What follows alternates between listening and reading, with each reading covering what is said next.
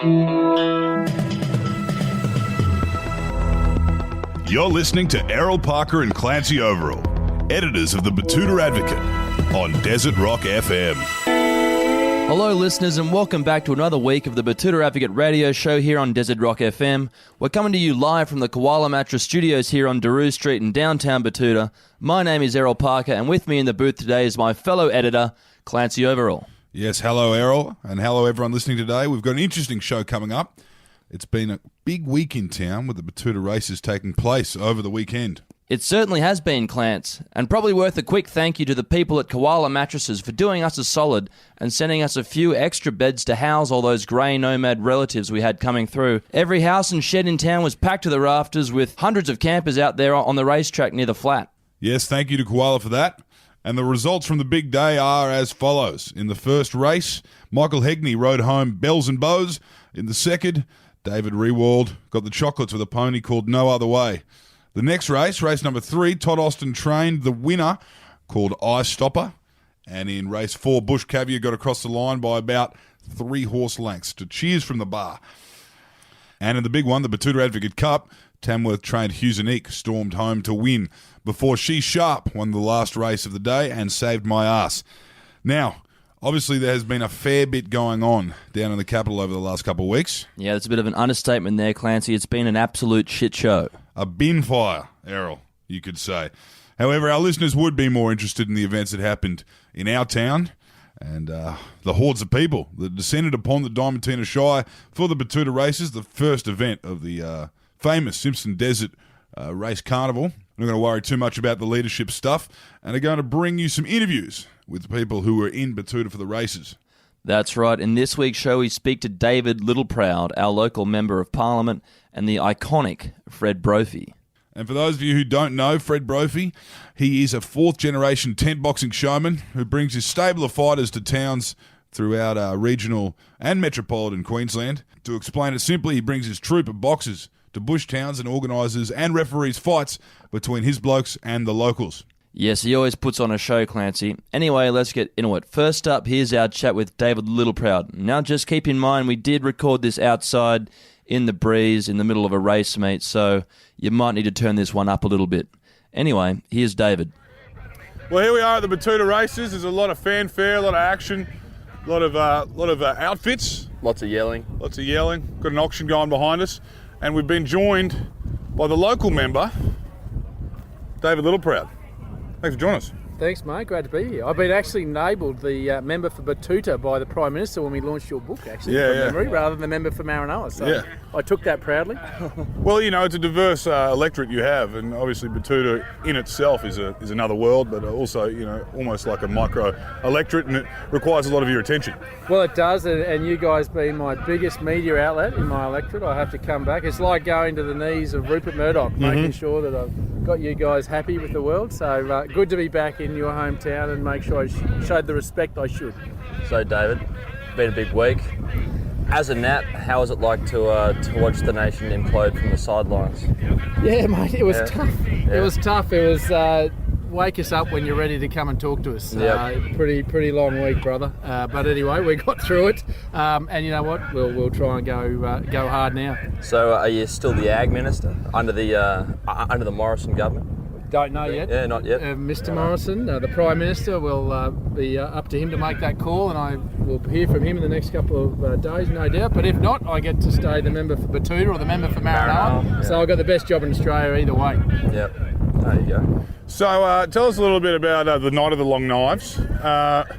What actually went down? What were the Nats saying? Were you told to McCormack just said, all of you lot shut up, stay at home, let these guys sort it out themselves? No, look, we normally have, most nights we go to the Kingo, we have a few beers, we have a steak, we think about our younger days. Didn't think about it at all. Turned up the next day and it was all on. So no need for discipline in the National Party. We've got it under control from the get-go when we go to Canberra, Kingo Hotel, and back into Parliament the next morning. So what is the thoughts? Do you think for the National Party they see much difference between an incredibly wealthy Prime Minister from the eastern suburbs of Sydney compared to an incredibly wealthy Prime Minister from the southern suburbs of Cronulla? Oh, look, I think we obviously respect our coalition partners and their decisions that they make, but we're very transactional in the Nats. We're from the bush. We know how to do a deal, so we've had a talk to them about our expectations, delivering for people of Betoota, make sure that the Betoota Dolphins have got a proper field to play on. So we'll continue to have that conversation with them, and no matter who the Libs put up, we'll try and work with them and get a best deal we possibly can for the people of the bush. Now, out here, a lot of people have spent most of the time at the racetrack over the last couple of days. Most of them without reception at this part of Betoota, actually. This is on the outskirts, kind of the city limits of Betoota. The more metropolitan areas in town, obviously, we don't have the NBN, but we are all right for telephone reception and 4G at least. A lot of people out here probably don't even know the Prime Minister's changed. And do you think they will notice a change at all if they never learn the name of the Prime Minister that currently sits? Well, actually, I was just talking to a bloke at the bar who just told me he didn't know until this morning. He was sitting around a campfire that someone had told him. Look, the reality is I hope they don't notice, because you know what, government shouldn't be in people's lives. We should get the hell out of your life and just make sure that we give you the best opportunities and stay out of it and get out of your way so you can go and make a quid. That's what we want Australian people to do, and people in Betoota to be able to do. So with a bit of luck, they won't notice. We'll get on with the job of governing and do it properly. We received word from Betoota United Brewers, hoping to get those tax cuts across the line for, of course, Betoota Bitter. I'm sure it's something you're joining the more metropolitan suburbs of Brisbane and Sydney in backing. Oh, definitely. Look, reform of that part of the Taxation Act is imperative for key brewers like yourselves. And a good drop nonetheless, I would say. Coming back, using Diamantina bore water to be able to, the secret ingredient, so important and unique. So it's important we get these Australian products out there, and healthy consumption of beer in the right quantities is always something that we as Australians have done so well. So it's been a big year for the Nats themselves. We can kind of point fingers at the Liberals and everything that's happening there. But you guys are kind of in the calm after the storm, How is things going? Is everyone getting along? Is everyone playing nice? We always play nice in the Nats. We have our spits in the party room. We don't knife in the back. We go full frontal.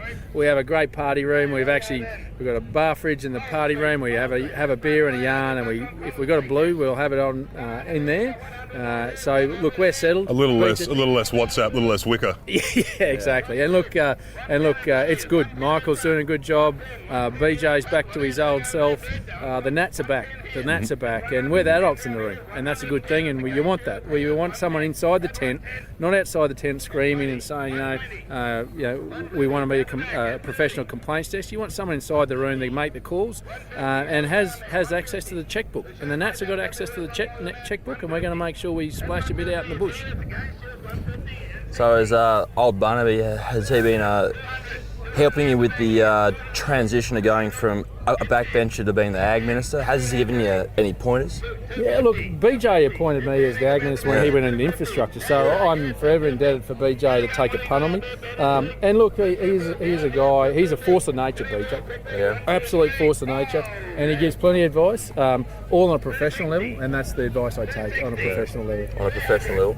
Yeah. Also, Mr. Littleproud, we're wondering, on a direct change of subject, what are the Nats thinking of running someone in the seat of Wentworth in the upcoming election? Well, nothing's out of the question. The Nats would probably resonate with the good people of Wentworth. Mm-hmm. We're a party that looks after the little organic people. Yeah, organic. Yeah. Well, you very much so. You probably have a lot, like a whole heap of landowners down there in Wentworth, wouldn't you? Oh, look, definitely. They're crying about these dry times on their boats, aren't they? I said, Oh, exactly. And look, I think the Libs are obviously a little concerned if the Nats did run in Wentworth. So part of the coalition agreement may be that we actually have to get that one nutted out. We may have to leave the Libs to the Wentworth, but it's on our radar. Wentworth is definitely one that we think we could pull away from the Libs. Well, what's got your goat right now, Littleproud? We saw you on Q&A the other night. You were Kumbaya, that was a good one. We enjoyed watching that. What's really got you going? What are you fuming about right now? Well, we got, and this is the legacy of Barnaby. We put $2.5 billion on the table to build dams, to actually go out and put graders out there to dig holes to get water, to make sure that agriculture can boom. And we got state governments that are scared to do it. And they got to get on the journey, because mate, if we can get water out to the bush, we're going to make a quid for this country. This is the economic engine room of this nation, right here. And people in the city need to get off their rear end, get out here, support us, and understand that if you let us be the custodians of the land that we are the greatest environmental custodians of this land anyone has ever been, because the reality is our profit and loss is tied to the environment. So they've got to get out of our way. Let us get on with the job of building dams, getting water to these great places like Betoota, and let us make a quid, because it'll help them. It'll help them in the cities, and we'll feed them with the best food and fibre in the world. So why did they host that Q&A drought special in Lismore? Yeah, good question. Now, you better ask ABC about that one. I don't think they understand where the bush is and where it starts and where it finishes. They kind of put you on the spot there with all those Northern Rivers kind of dreadlock types in the crowd. They were giving it to you? There was a couple from Nimbin that didn't like me. I appreciate that. I'm probably not going to resonate in Nimbin. Hey, they're farmers. Yeah, they're organic farmers. Yeah. Well, thanks for joining us, Littleproud. Let's get back in there. We've got some money to lose. He's got a plane to catch. Thanks for joining us. Great to be with you, boys. See you next races. Yeah. Thanks, boys. And that was the member for Maranoa, David Littleproud, who's also the Agricultural Minister, the first elected Nationals MP of Native American background. Yes, son of the great Sir Joe Minister Bruce Littleproud, a former boss of mine during my dark days as a political staffer. Yes, he was in fine form out there at the racetrack, given the week he'd had. Yes, he was. What a bin fire. And good to get some perspective from our Nationals representative. And now for our chat with Fred Borphy, the Last Showman. Fred pulled into Betoota over the weekend for a catch-up. He didn't actually pitch the tent. He was just there for a bit of a punt and a bit of a drink to treat his fighters and the troupe that travels with him. And he was actually on his way through to Birdsville, where he was pitching a tent, his iconic boxing tent, and challenging anyone who was game to fight one of his fighters. Well, here we are with the Last Showman, Fred Borphy, runs a boxing troupe. Queensland Territory? Well, I go to other states too. Yeah. I go to, Northern Territory, Western Australia, South Australia, where all those lovely politicians are down in Canberra. Yeah. I go down there, but I haven't been down there for a while because none of them are worth talking to. They keep changing. Well, they keep changing all the time. You go there like every 6 months and there's someone else you've got to see, So we don't worry about that anymore. We don't go to Victoria, New South Wales. I was the last boxing tent to work there about 38 years ago. Yeah, right. That was in Lithgow, New South Wales, and Cassidy, Victoria. I don't go there anymore because of the politicians and the bureaucrats. They want me to change this boxing tent to suit them. Mm-hmm. So I said, well, I'm not going to do it. What kind of changes they want? Mouth guards? No, they just want a ring. All right. All the people of the ring. Yeah. This is what we used to do 100 years ago. Why change it for politicians? This belongs to everyone in Australia, and I'm going to change it for anyone. I'm just a figurehead. So if you want to see it from down there, you're going to have to come up here to Queensland. A lot of people come to the Birdsville Races to see the boxing tent because you can't see it down there in Victoria, New South Wales. The government's taken all the Australian things away from people. They've taken all the railways away from the people. It's just ridiculous, the whole thing. So how long have you been doing this, Fred? All my life. Yeah? Yeah. I was born into it. And but this is what I wanted to do, I've never wanted to do anything else. Yeah. How many generations? 4. 4. Yeah. Of showmen? Yeah, no, what? All boxing? All boxing and a bit of striptease. All right. A bit of a headless girl, the Siamese twins, the tattooed pig. You did all that? The snake show. All that sort of stuff, yeah. So who's in the stable here in Betoota? Who? Who we got here? Oh, well, there's the Chinaman down there. He's the Chopsticks. There he is down there. That's the Chinaman, Chopsticks. Yep. He's here. These are all retired fighters over here, you can see. Yeah. I've got a wrestler. Where's that wrestler? There he is over there, Phil. He's a wrestler. Mask Marble, he's not here because we've got to put a mask on his head because they've told me because he's ugly. Yeah, right. Yeah. Well, I saw him walking off with a girl somewhere. I don't know. Well, every now and then he gets one because they feel sorry for him. Yeah, but anyway, he's here. And the boys, they come in later on. We got to go and put the tent up for them, so they come in later on. Chopsticks, you're telling me Chopsticks had some... What was he... Come over and tell them, Chopsticks. Chopsticks has got some good numbers, is what we're hearing. Well, come out here, Chopsticks. Tell them about it. Been on the road for about 4 or 5 weeks. Had 9 fights. Won them all. Yeah, just Nine in a row? Oh, there's been like a break, 2 weeks. Yeah, right. 2 weeks, a week. Just helping to set the tent up, just having the time of my life, eh? Yeah. How long have you been with Fred for? I've been fighting for Fred for 7 years. Yeah. My first fight was actually his 60th birthday. Right. And yeah, rest is history, as they say. Yeah. Where do you find these fellas? Well, they find me. Mm-hmm. And it's sort of... but I've had, generations of fighters as well. Yeah. Like, I mean, I know you'd love to have a fight in the tent, wouldn't you, to say you've had a fight? Love a stink. Gets a bit quiet in Betoota. Well, that's why I'm here in Betoota, see? But I picked a few fighters up from around Betoota in the old days. Yeah. A few ringers from Mount Leonard Station out here. Yeah. And actually blokes from Mount Leonard, their chook sends them into to Birdsville Races every year to have a fight. Blow off a bit of steam. Oh, well, he does, because he brings them in personally and they all get up and have a fight down there. And most of the ringers around here in Roseburg Station and that, Jeff Morton and that, they all send their ringers into, they've got to prove themselves. Yeah. So if they can go 3 rounds in the tent, well, they can go 3 rounds with a bull. Yeah. But it's easier to go 3 rounds in the tent than 3 rounds with a bull. Yeah. So they just test them out, see? That makes them tough. And you got the Sheilas too, the Sheilas come in. Yeah? Oh, there's ringettes, they come in. Ringettes. Yeah, the ringettes, and because I've got a few Sheilas too, I've got the beaver. Yeah. She's got hairs and her legs of a spear rat. She's pretty tough. She comes from King's Cross, that's where the women are tough and the men are pretty. Mm-hmm. She's out here again this year. Right. Got a bit of bull dust over her and that. She just been coming down from the Gulf of Carpentaria, as a matter of fact. Yeah. Been up there, just doing a bit of ringing and that. Actually, her husband's here. She had a couple of babies to one of my fighters here. Where is he? Nolly. No, see, that's the father of 2 of the babies. So every now and then she wants a baby, he gives her one. Is that for a fight? Yeah, So where's everyone based most of the time? all around Australia. All around. So they just jump on as you go through it? Well, they do. We got people here from Brisbane here.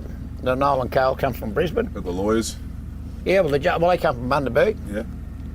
Yeah. Big Jack here, he's from Emerald. Yeah. He's an ex-fighter, and that he trained the heavyweight champion of Australia, actually, Colin Wilson. He'll be out here this year, Colin. He'll be at Birdsville this year. Well, he's an ex-fighter. His wife used to be a wrestler. She's over there. Oh, we got the Phantom. He's in charge of the Wynnum Manly Leagues Club down there. He's Good club. Yeah. Wally had a season out there. Yeah, we'll be down there this year. Who else have we got here? Ed Weller. She's our solicitor over there. She's in the fashion of the field. She usually wins it here every year. Do you put these guys to work, this legal team? They all do. Yeah. Oh, we've been pretty quiet lately, haven't we? Because we had nothing to worry about. Yeah. No defamation suits, nothing. No. Scott Morrison? No, it's all right because my other book's coming out soon. We're going to do a few things. Oh, you're part 2? Part 2, yeah. Well, this one's going to be rated R, this one. All right. This is rated R. So this is the Last Showman after dark. Well, this one's very, very rated R because they cut a lot out. Actually, I didn't cut it out. My barristers cut it out. Yeah. Oh, there he is. Look, there's the masked marble. There he is. There, look. There he is there. He's got a bit of spring in his step, actually. Yes, well, he's the masked marble. He just breaks their arms and their sockets and everything. Doesn't mean, mate. Yes, and we've got a mask on him because because he used to be in the French Foreign Legion, as a matter of fact. Yeah. He had a big beard. Right. And he's going through the desert on a camel, and he's lighting a cigarette, and his beard caught alight. So the sergeant put it out with a shovel. You poor thing. And he ended up with all over him. So he got disfigured. So I've been informed by the authorities because he's got an ugly head. And so we put a mask on him when he fights so he doesn't frighten the crowd. Because back at Whitten he had a mask on. Before that's the new one. He had another one. And this bloke accidentally pulled his mask off and 3 ladies in the crowd fainted. Ooh. They seen his face. So now he's got that on. Maybe it's because I found him so charming. He can't talk. He's got half a tongue. Can't talk. Now, Fred, do you find it a bit therapeutic with these young fellas? You pick them up and they, well, at least the blokes that challenge. Is it a good way for them to kind of, Well, mate, it's on their bucket list, mate. If you're a fan of Australian, it does take a good... Like, if we're up on the board, we're there to challenge anyone. Mm-hmm. And it's not like the old days, the old boxing tents, they had their own fighters in the crowd. We've never done that and never will. This is fair dinkum. You pay your money to get in and see exactly what you're going to see. Now, if a bloke gets up that ladder to fight one of my blokes, he's got a bit of guts, you know. He's a fair dinkum Australian, and he doesn't know who he's going to like. He doesn't know who he's going to fight for a start. And then when we match him up, and it takes a man like our blokes up there to fight the blokes as well. So that's what you call 100% Australian. There's nothing more tougher than, unless you go to war for Australia. You know, as far as I'm concerned, there's nothing tougher than that if you go and fight for your country. But to get up there on that board and fight someone, mate, that's a fair dinkum Australian. That's where we get that good, solid Australian from. Yeah. Do you ever find some people think they might be a bit tougher than they are because of the run? No, we don't let them fight if they're... No, we don't let them fight. So no. you've got a kind of inbuilt breathalyzer on. You can figure it out. No, they've got to walk the plank. All right. And if they've had, we don't mind if they've had one, you know, one or two. But if they're up, you know, we got blokes down on the board. These blokes are down the bottom there, and if they've had too much to drink, we don't let them up anyway. You know, so of course they try to get up. We don't. No, we're not there. It just wouldn't be fair. You know, my blokes are all sober. Until I turn my head, and they might have a couple themselves, you know, but that's their business, as long as they don't know about it. Got to hydrate. Well, you know, a few of them do. He doesn't drink, this bloke here. Yeah, right. He drinks Chinese tea. Right. But the rest of them, they just, whatever they get their hands on. Yeah. So what else has been happening? Like, if you had any fighters come through that have just, like, what's the longest career you've had out of one of your fighters? Well, there's one still fighting now, the heavyweight champion of Australia, Colin Wilson. He'll be fighting at, he'll be at Birdsville. Yeah. Wednesday, yeah, we've had Steve Axel. He's another old big heavyweight champion. He's fought a few times in the 10. He won't be out there this year, but we've got quite a few, Jeff White and bloody all those sort of blokes fought in the tent, you know. The young Mauler. Oh, the friendly Mauler. Yeah, we got Colby Johnson. He's a pro fighter. He'll be out here this year. And his grandfather was Bronco Johnson. Used to fight in the mines. He was one of Australia's toughest fighters. And then his son. That's 3 generations in my tent. His son was the friendly Mauler. Every time you hit him, you get real friendly with you. Well, he'll be out here at Birdsville, and his son will be out here at Birdsville, so there's 3 generations, see? So it's just sort of, yeah, it's still going. Now, Fred, in your book, The Last Showman, you're talking about when you became a bit of a digit showman. A what? You lost a digit there. A finger? Yeah. Which one? The honourable member. That one? Yeah. Well, this one. Yeah, what happened there? Well, you'll have to read the book. Read the book? Yeah.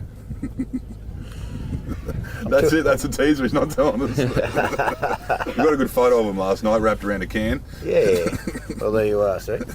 Yeah. So what's going on? You've got Well, we're socialising here, and that is a great place. You know, this Betoota Races, well, you know, this is where you found the newspaper here. This is where your office is here, the Betoota Advocate, and it's a great newspaper. You're out here in the middle of Australia. This is the heart of Australia, Betoota. That's why we come to the races here, because this used to be like the Birdsville races used to be like. But Birdsville races have got a lot bigger, so has the Betoota races and that. So, but Betoota, this is what it used to be like. And this is the last really old-fashioned race meeting in Australia as far as I'm concerned. Like Birdsville is too, but just sort of a lot of people there. This is just comfortable. We get about 1,000 people here, and that's lovely. And they're all enjoying themselves, you know. There's people out here with the same hats on and the same dress on, the same shoes on that was here about 40 years ago, 35 years ago. And they're in the fashions of the fields too. Yeah. And the people are great out here, and all the horse trainers, they bring their horses out here, and it's just a real great day. And that's why I suppose this is where you started the newspaper. Yeah. The centre of Australia. This is the centre of Australia. This is the heart of the Outback, and that's good. So it should be, everyone should come out and have a look at Betoota. Now, you've got a few yarns about the old publican Ziggy you were telling me last night. Do you want to tell our that yarn about how you finally won Ziggy over? Oh, Ziggy? Yeah. Well, you know, this was quite a few years ago when he was here in the pub here, and I was coming through, I usually camp at Windora. Then I usually camp here the next time, because those days the roads are pretty rough. And old Joe Geiger, he had the Windora Hotel, and he said, Fred, he said, have you got any room in your truck? And I said, oh, well, you know, I've got 8 or 9 fighters and we're everywhere. And I said, he said, can you put any beer in there? I said, well, I can fit it. Well, I'll try. Why? He said, well, Ziggy's run out of grog. There's no grog out at the pub. And I said, well, it should be, you know. He said, yeah, well, the truck driver took out some grog yesterday, a truckload of it to deliver it to him, and usually when he gets there he just goes in and he unloads it, and then Ziggy gives him a stubby of beer. So he got there and Ziggy was out the back somewhere. He was out the back. So he said, oh, well, I'll just have a quick beer. So he's having a beer, and Ziggy come in and seen him drinking a beer. So he got a baseball bat and got into him for drinking the beer because he was drinking my beer. So he got into him with a baseball bat, and the bloke said, well, I can't get out of here quick enough. He got in his truck with a beer on, and he took back and he said, I'm not going back again. So this is what Joe Geiger told me. I said, well, okay, I'll stop. So we ended up putting about a ton in. But before this is about 10, 12 years, I've been coming out here, see, and he never used to talk to me. He never used to say hello or nothing. He just look at me and just charge me what he thought in the bows is how much a litre, like, and then another bloke come with a big flash car, he'd charge him 10 cents a litre more, and another bloke that was with him would come in and say, you only charged him, $1 a litre. He said, and you charged me $1.10 a litre. He said, you want the fuel or not? I'll take it back. And then he charged me 85 cents a litre. All depends who you were and how much money you had. See, if you had a flash car, mate, you got accordingly, which is fair enough, you got charged more for your fuel. You wouldn't even serve government vehicles. Oh, government people, that was just skyrocketed. If you was a government man, they're straight away. The police wouldn't stop here because that was just over the hill. Yeah. See. Anyway, he said, I said, I pulled up here, and there was all these cars waiting to get some grog, and there was no grog in the pub. Anyway, I pulled up out the front, and they're all out there, and I've walked in, and I said, Ziggy, I've got something for you. And he said, what? I said, I've got some beer. Oh, you got some beer for me? I said, from Joe Geiger, from Wendora. Oh, good, bring it in here. So we formed a chain, and we brought it into the middle of the pub there, and we put it was a ton, a pallet load, and that was a lot of beer on my truck, believe me. But there was just cartons everywhere. Put them everywhere, in between the swags. And he loaded them up. He said, oh, Fred, he said, I will buy you a beer. So he gave me a hot beer out of the... He said, you're a good person now. I talk to you. Good. No, so I had a beer with him. It was a 4X, as a matter of fact, like this one here. That was everyone in those days. Yeah, the old steel can. And then from then on, every time I'd come through, he'd say, hello, friend. He'd be serving him. We'd stop everyone, come over and buy me a beer. And I had all my little kids there, and he'd give them an orange off the tree and all that. And he talked to me ever since, yeah. So the moral of the story is, wait till he offers you one.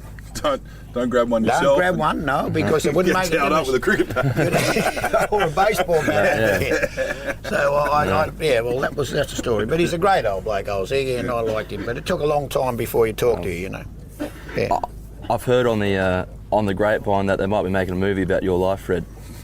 Well, that's pretty right, as a matter of fact. Yes. Well, the last good comedy was Paul Hogan. Yep. Well, there hasn't been one since. So I reckon this one will be very, very funny. Do you know who will be playing you? Most probably me. Yeah? No, I don't think it'll be me, but it'll be someone else. Vince Colosimo. Oh, I don't know. Yeah. It could be anyone. It could be the Masked Marvel. Could be anyone at all. But it will be funny because, let's face it, it's real funny. Yeah, I mean, this is the real thing. This is not make-believe. In that book, mate, this is real. And there's a lot of stuff in that book that'll be in the second book that they didn't put in the book because me. Your lawyer. Barrister told me not to. But I said, let it go. Let it go. Yep. He's going to let it go, this one. This is just no arms barred. Everything's in it.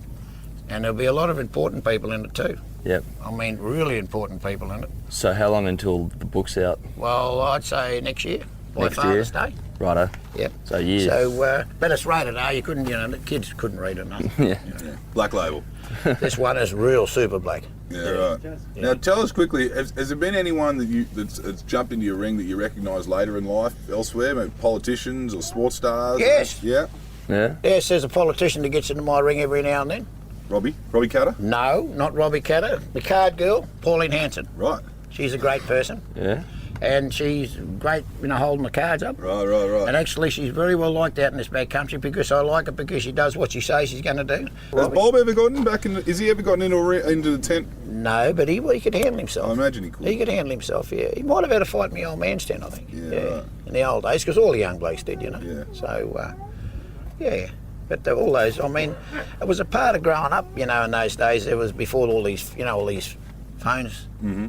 All you see is people on the phones all the time. Even in the bus stops, even the restaurants are on the phone. And they're even ordering on the phone. Yeah. Well, we never had those in the old days. And everyone actually talked to each other. That was a big difference in those days. And when you went to school, you learned how to box. You reckon we could organise an app, the Fred Borphy app, where you can order a fight to your door? Yeah. That's not a bad idea. Now I reckon I've got some t-shirts getting made. Actually, I was supposed to be made for this for here now. Yep. Because I'm a great believer of stopping crime. Yep. And it'll just, on my T-shirts, it'll be just Fred Borphy's boxing tent. Stop crime, bring back the biff. Yeah, right. That's what it's going to be. Do you reckon? In the old days, you know, Yeah. I remember in the old days I need a haircut, the local sergeant would pull you over and give you a kick up the arse and tell you to get out or get a haircut. You was allowed to do it in those days, but there wasn't the crime like there is now. Yeah. There wasn't ice around, there wasn't marijuana around, all that sort of shit. Yep. And you respected the local copper in those days. Yeah. You did. Yeah. Steph out Everyone here's a good did. egg. Steph, Yeah. he's a local copper. He seems to have a pretty good grip on it. Oh, they're all good coppers out here, you know, just logical, good coppers, and they're respected. In the city, well, you know, okay, well, it's that there in the city, they do what the city people do, but out here it's a bit different. You Peter know. Dutton, ex-copper. Peter Dutton, yeah, well, anyway, he didn't go as good as he was going to do. But He's anyway, a baked potato now. Anyway, I don't know. I like Pauline Hanson and that, and Bob Catter and Robbie Catter. The rest of them I wouldn't give you 5 cents for. Have you had any footy players jump in the tent? Oh, yeah, well, yes, Jack. We've had a few, haven't we? Footy players. Who was that bloke out at Mount Isa that jumped in, that bloody footy player? He was a good player, wasn't he? A good fighter too. Who's that? Last year out at Mount Isa, that footy player. Billy Johnson. Yeah, right. Billy Johnson. Billy Johnson come out and had a fight last year at Mount Isa. He could fight all right too, and he could play football. But I mean, it's just on their tick list, you know. Yeah. And if you win or lose, it's irrelevant. We're not there to hurt anyone. We're there to put a good show on. But the harder you are, the harder we are. You know. Yeah, definitely. Well, my blokes can't fight, but they make it hard for the blokes that can. And what would you ever pick someone up if someone's just surprised you, walked out of the crowd and said you want a job? Does it ever work like that? Or Plenty of times. Yeah. Plenty of times. There's one there, but he's retired now. That bloke with the beard there. I found him under the bridge hitchhiking. Yeah, right. I was going to the Camel Wheel Races, as a matter of fact. That was years ago, but they all come back. You know, they all go and they all come back. Well, the book's out next Father's Day. Yep. We hope so, yeah. Next Father's Day. And from here it's Birdsville. From here it's Birdsville, and it looks like the weather's going to be beautiful this year, and it's going to be great.